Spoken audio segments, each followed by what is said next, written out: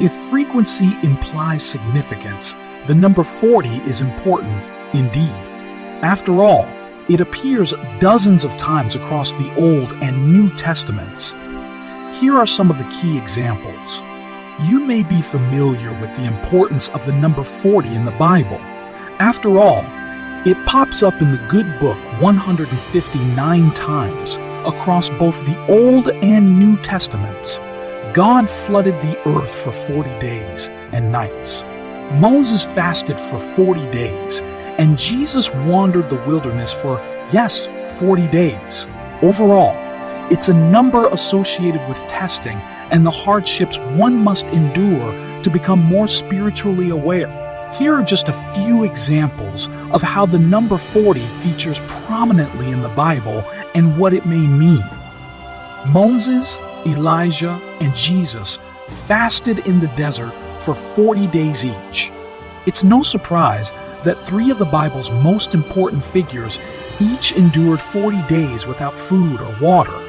As the ultimate test of faith, these biblical greats used their fasts to achieve specific goals.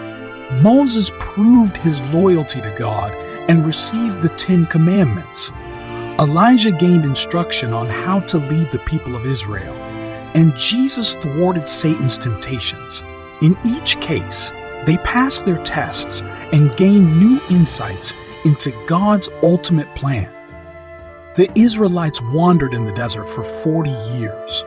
After being freed from Egypt, Moses and the Israelites weren't sure what to do next. God wanted them to find the promised land, but only after the generation of men who doubted his plan had passed. So God made the Hebrews roam the wilderness, subsisting on manna for 40 years. Only when the last of the preceding generation was gone did God allow his people to proceed further, showing that sometimes patience is necessary to fully reveal God's divine will. Ezekiel laid on his right side for 40 days to bear the iniquity of Judea's sins. The prophet Ezekiel was instructed by God to lay on his left side for 390 days and his right side for 40 days to bear the iniquities of Israel and Judea, respectively. The days corresponded to the number of years each kingdom insulted the name of God through wickedness and rebellion. Ezekiel suffered greatly for the sake of his forebears, but his insights helped prepare the Israelites for the coming of Jesus. 3 kings reigned for 40 years each: Saul, David, and Solomon. The 3 great Hebrew kings, Saul, David, and Solomon, were each said to have ruled for 40 years. That's no coincidence. 40 years is considered a generation in the Bible, a new group of Israelites that rises up, sustains itself, then dies off. For the 3 kings of antiquity, this measurement of time also contains a warning. 20 years of their rule was marked by prosperity and 20 years by ruin. It characterizes the prophet Samuel's trepidations over instituting kings in the first place. Eventually, they'll take from the people more than they give. Goliath taunted Israel for 40 days before David defeated him. Before David and Goliath became the stuff of legends, Goliath was just a massive Philistine soldier who took pleasure in humiliating the Israelites.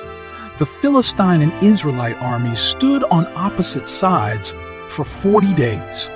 Every day, a new Hebrew champion would come out to meet Goliath face to face, only to be destroyed.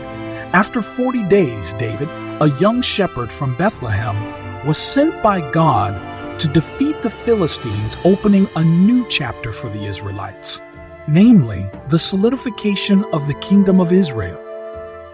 God destroyed every living thing on earth by flooding it for 40 days. Seeing that the sins of man had become too great, God called on Noah, a pious believer. He told him to build an ark that could hold 2 of every living creature on earth, as well as Noah's family. Then God flooded his land for 40 days and nights. Once Noah and his family found the shore again, God made a covenant that he would never flood the earth so completely again, thus re-establishing a level of trust between him and his people that had been lost since Adam and Eve. Jesus, 40 days after his resurrection. After his resurrection from the dead, Jesus spent 40 more days on earth, appearing to hundreds of people, teaching about the kingdom of God. He used 40 days to prepare people to spread the great news of salvation through faith in him. There are dozens of times the number 40 is mentioned throughout the Bible as well. For instance, Isaac was 40 years old when he married Rebekah, Genesis 25:20. The number 40 also appears in the prophecies of Ezekiel and Jonah 3:4. The symbolism of 40 in the Bible generally symbolizes a period of testing, trial, and then finally triumph. Through hardships lasting 40 days or years, we endure to become more spiritually aware of our need for God. Many numbers in general have symbolic meaning in the Bible. And thanks for watching. Don't forget to hit the subscribe button for our latest video updates.